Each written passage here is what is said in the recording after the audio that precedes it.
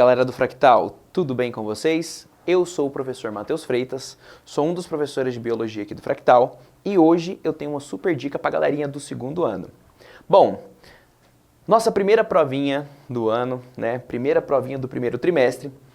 E vocês do segundo ano, né? A grande maioria, a não ser os novatos, já são veacos, já sabem como é que funciona a prova do professor Matheus. Então vem comigo que é sucesso. O assunto da prova vai ser sistema digestório e sistema respiratório, tudo bem? O sistema digestório são dois tópicos que vocês precisam analisar. O primeiro deles, a estrutura do sistema digestório. Então vamos lá. Boca. O que acontece na boca? O que é preciso saber na boca? E aqui a gente já foca com a parte das enzimas, que é outro tópico importante. Então vamos lá. Boca. Quais são as enzimas que atuam na boca? Qual é o pH da boca? Tudo isso são assuntos que vocês precisam e é muito importante que vocês saibam. Ah, professor, então é tipo decoreba? Então, nesse caso vai ser, não tem jeito, né? Porque são questões conceituais, vocês precisam saber. Bom, depois vem para o esôfago. No esôfago, eu vou dar uma colher de chá para vocês. Um dos pontos que são cruciais para o esôfago são os movimentos peristálticos. Então, movimentos peristálticos. Vou colocar um pontinho aqui. O que seriam esses movimentos peristálticos? Basicamente, é aquele movimento que vai empurrando a comida em direção ao estômago, certo? Então, não se esqueçam. No esôfago ocorre o peristaltismo, que são os movimentos peristálticos. Na verdade, também tem peristaltismo no intestino delgado? Tem. Mas aqui é mais evidente porque se você sente bem, já viu quando você pega um pedação de carne, não mastiga direito e tenta engolir? Você sente todo o percurso assim, ó. Aquela coisa que vai dolorindo, aí de repente, fica tranquilo. Quando fica tranquilo é quando vai lá pro estômago. Certo? E o estômago? Este órgão aqui é importantíssimo. Por quê? Porque no estômago você tem o ácido clorídrico, que deixa essa região extremamente ácida. E aí casa com que enzima? A pepsina, que ela é importante para poder degradar proteínas. Logo após o estômago tem o intestino delgado. Lembre-se que o intestino delgado tem o pH básico. Mas espera aí, recebi o alimento do estômago, que tinha ácido clorídrico. Como que ele ficou básico? Aí que vem glândulas importantes, que estão associadas ao sistema digestório. Que glândula é essa que atua na neutralização do pH do bolo alimentar? Pâncreas. Então aqui vai atuar o pâncreas. Lembrando que o pâncreas consegue neutralizar essa acidez graças ao bicarbonato. Tudo bem? Graças a esse pH mais básico, que as enzimas do intestino conseguem funcionar. Lembrando que as enzimas, para funcionarem bem, elas precisam ter um pH ideal. Então, uma enzima que funciona aqui no estômago, em um ambiente ácido, não vai funcionar no intestino delgado, que é básico, e vice-versa. Este ponto de relacionar o pH com a estrutura é muito importante. Vai por mim, fui eu que elaborei a prova. Continuando. No intestino delgado ocorre a maior parte da digestão e da absorção de nutrientes.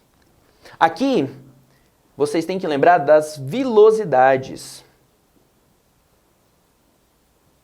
Revisa isso. O que são vilosidades? São aquelas ondulações que possuem, né, em cada uma das suas vísceras, sabe? As tripas. Então, essas velocidades aumentam a superfície de contato e, ainda por cima, reduzem a velocidade com que ocorre o trânsito intestinal. Ora, como que isso pode ajudar a gente? Quanto mais tempo o alimento ficar no intestino delgado, quanto mais lento ele passar, quanto mais contato ele tiver com a parede do seu intestino delgado, mais nutrientes serão absorvidos. Tudo bem? Continuando. Depois do intestino delgado, vai lá para o intestino grosso. Aqui no intestino grosso vai ter a reabsorção de água e formação das fezes. Professor, ocorre algum tipo de absorção aqui? Sim. No intestino delgado, vai ter a absorção de vitaminas, por exemplo, lipossolúveis, que são aquelas solúveis em lipídio, tendo em vista que o intestino delgado é responsável pela absorção de lipídio. E só para pegar um gancho, lipídio esse que precisou da bile, que é uma outra glândula. Na verdade, a bile é um sal biliar, né? A glândula é quem produz ele, no caso é o fígado. Então, o fígado produz a bile, que é armazenada na vesícula biliar, e a bile serve para quê? Ela pega uma molécula grande, uma grande parte de gordura, melhor dizendo, e fragmenta ela em porções menores, o que vai facilitar a ação da lipase, que vai ser a digestão de lipídio. E vai acontecer aonde? No intestino delgado. Então, no intestino delgado, as vitaminas lipossolúveis são absorvidas. E no intestino grosso, aquelas vitaminas hidrossolúveis. Dá uma revisada nisso que é sucesso. Depois que o intestino grosso absorveu água, formou então o bolo fecal, ele vai lá pelo reto, vai, né, o ânus e aí ganha o caminho dele, não sei onde você vai estar. Pontos importantes que é bom vocês relacionarem. Qual que é a importância de consumir uma dieta que tenha fibras? Porque se você tem uma dieta rica em fibras, ela vai reter mais água no bolo fecal. Isso, traduzindo para o bom português, é o seguinte: se você não come fibras direito, as suas fezes vão sair muito duras. Como eu brinco em sala, é como se tivesse um gato assim, ó, no seu reto, quando está descendo, com as unhas assim em volta, rasgando tudo. É aquela sensação dolorida que a gente tem de vez em quando. Agora, uma pessoa que tem uma alimentação rica em fibras, as fezes saem molinha, é bem facinho, nem sua na hora de fazer o número 2 lá. Então, não se esqueçam, fibras são importantes para poder melhorar a saúde da pessoa, para não ter tanta dificuldade na hora de expelir essas fezes. Bom, então, o sistema digestório, basicamente, é isso que vocês precisam. É óbvio que a gente tem diversos contextos para poder trabalhar aqui. Sempre lembrando que em enzimas a gente tem que saber o nome delas, o local de produção, o local de ação e a função. O que ela vai fazer? Professor, como que eu sei disso? Passei uma tabela para vocês, maravilhosa, com todas as enzimas e ainda foquei nas principais. Dica, lembra da lactase. Certo? Bom, de sistema digestório é isso. Agora vamos para o sistema respiratório. Bom, já o sistema respiratório, o que você precisa saber? A estrutura, obviamente, onde eu separei aqui alguns pontos mais importantes, mas é claro que para você sair bem, você tem que chegar, pegar o material e revisar parte por parte, tá bom?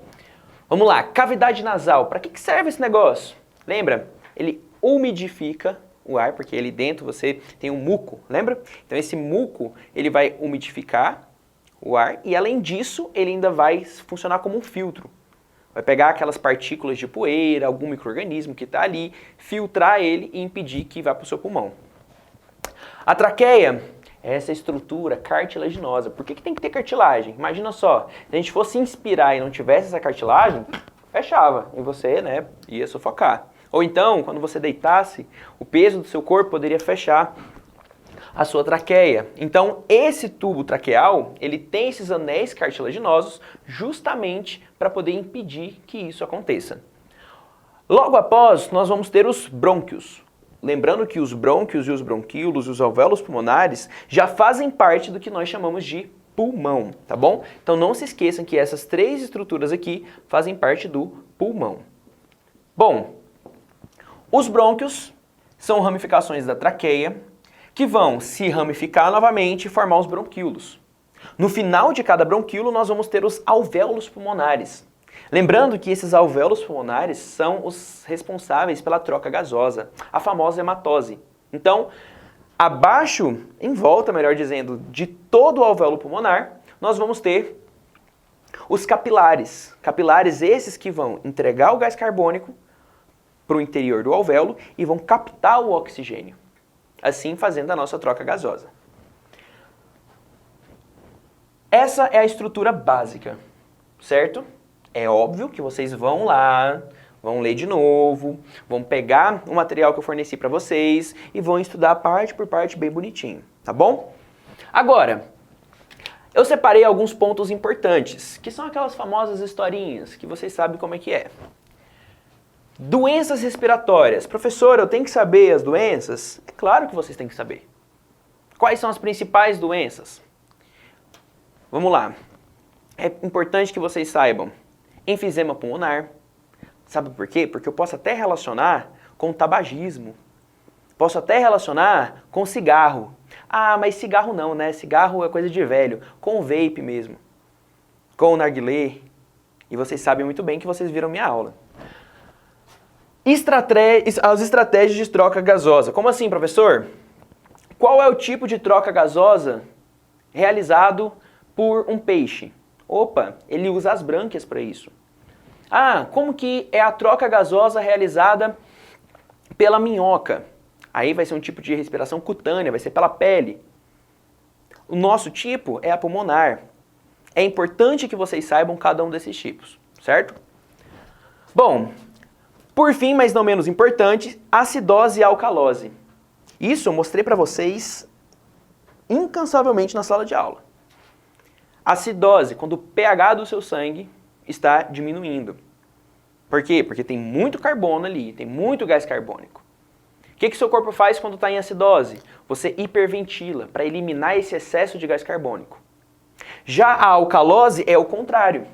Tem pouco gás carbônico, que faz com que o pH do seu sangue aumente, o que torna ele levemente básico. Qual que é a estratégia para poder reverter esse processo? Diminuir a frequência respiratória. Beleza? Bom, em resumo, é isso. Agora, vamos passar para a lista para a gente fazer alguns exercícios para revisar e fechar com chave de ouro, tá bom? Bom, questão número 6 da lista obrigatória de vocês. Vamos lá. Um laboratório analisou algumas reações ocorridas durante o processo de digestão do amido em seres humanos. Para isso, foram utilizados 4 tubos de ensaios, cada um contendo uma pequena concentração de amido, igual a 0,05 miligramas por ml, e excesso de enzima digestiva em relação a esse substrato. O experimento consistia em adicionar uma gota de solução de iodo a cada um dos tubos de ensaio. Observe abaixo as condições experimentais empregadas. E aí, o esqueminha que está na imagem é mais ou menos o que eu desenhei aqui para vocês. Onde nós temos os tubos de 1 a 4, a temperatura de cada tubo e o pH de cada tubo. Vamos para a pergunta. Cite o nome de uma enzima encontrada no tubo digestório humano que poderia ser utilizada no experimento para hidrolisar o amido. Então, peraí. Amido. Qual é a enzima que vai realizar essa quebra do amido? Lembra lá?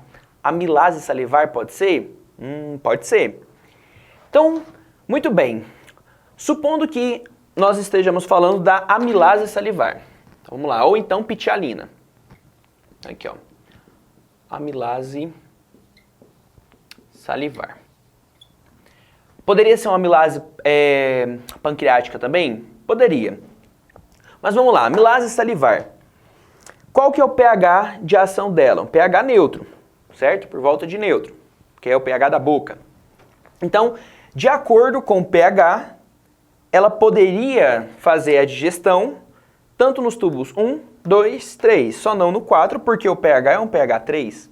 Lembra que para ela funcionar, tem que ter o pH ideal. E o pH 3, para a amilase salivar, está longe de ser ideal. Um pH 3 seria um pH do estômago. Tudo bem? Então, a primeira parte da pergunta, nós já respondemos, que é a enzima necessária para hidrolisar o amido, amilase salivar. Segunda parte da pergunta. Ao reagir com o iodo, o amido assume a coloração azulada. Então, toda vez que eu pingo o iodo, se tiver amido, aí vai ficar azul. Se não tiver amido, não fica azul. Guarda essa informação. Identifique o único tubo de ensaio que não apresentará tal coloração e justifique sua resposta em função das condições experimentais empregadas. Então vamos lá. Já verificamos aqui que o tubo número 4 não vai ter reação, porque o pH é 3 e a amilase salivar não vai funcionar aqui. Então aqui não pode ser. Bom, o tubo 1, 2 e 3 possui o pH ideal. Mas, além de pH ideal, tem que ter a temperatura ideal. E qual a temperatura ideal da amilase salivar? Qual que é a temperatura do nosso corpo? Entre 36 e 37 graus. Olha só a temperatura do tubo 2, 100 graus Celsius. Quando você coloca a amilase salivar em 100 graus Celsius, ela vai modificar a sua estrutura, vai desnaturar essa enzima e ela para de funcionar. Se ela não funcionar, ela vai conseguir quebrar o amido? Não vai. Se ela não quebra o amido, quando eu pingar, aqui vai ter a coloração azul. Então aqui vai ficar azul. Muito bem. Agora, no tubo número 3, olha a temperatura, menos 1 grau Celsius. Menos 1 grau Celsius, a amilase também não vai funcionar. Se ela não funciona, na hora que pingar a gotinha, aqui também vai ficar azul. Certo? Agora olha o tubo número 1, 37 graus Celsius. Poxa, se é 37 graus Celsius, a amilase salivar vai conseguir quebrar o amido. Se quebra o amido, na hora que você pingar o iodo, vai mudar a cor? Não vai. Então, voltando lá para a pergunta, olha só. Ao reagir com o iodo, o amido assume a coloração azul. Identifique o único tubo de ensaio que não apresentará tal coloração e justifique sua resposta em função das condições experimentais empregadas. Então, o tubo 2 vai ser azul porque desnaturou graças à temperatura, que está muito elevada. O número 3 vai ficar azul porque a temperatura é muito baixa. Agora, o número 4 também vai ficar azul. Por quê? Porque não ocorreu reação. Primeiro porque o pH está completamente errado e a temperatura também. Então a amilase salivar não funciona aqui. Ou seja, os tubos 4, 3 e 2 não vai ter a reação. A reação só vai ser visualizada no tubo número 1, que não vai apresentar a cor azulada, porque não tem mais o amido. Tudo bem? Essa daqui é uma questão modelo prova. Ela vai ter interpretação da situação, vai ter análise do experimento e, no meio disso tudo, o conteúdo. Tudo bem? Desejo uma ótima prova para todos. Não se esqueçam de participar do plantão, que vai acontecer na semana que vem. Vá pro plantão. É muito importante. E qualquer dúvida é só me chamar. Tudo bem? Beijo e até a próxima.